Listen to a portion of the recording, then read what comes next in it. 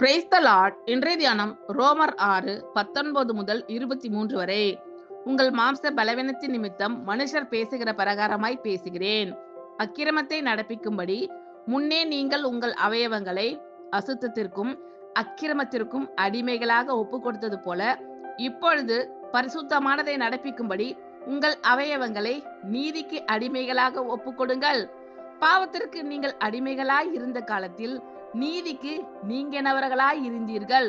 இப்பொழுது உங்களுக்கு வெட்கமாக தோன்றுகிற காரியங்களினாலே அக்காலத்தில் உங்களுக்கு என்ன பலன் கிடைத்தது? அவைகளின் முடிவு மரணமே. இப்பொழுது நீங்கள் பாவத்தினின்று விடுதலையாக்கப்பட்டு தேவனுக்கு அடிமைகள் ஆனதினால் பரிசுத்தமாக்குதல் உங்களுக்கு கிடைக்கும் பலன். முடிவோ நித்திய ஜீவன். பாவத்தின் சம்பளம் மரணம். தேவனுடைய கிருபை வரமோ நம்முடைய கர்த்தராகிய இயேசு கிறிஸ்துவினால் உண்டான நித்திய ஜீவன். ஆமென். Thank you Lord.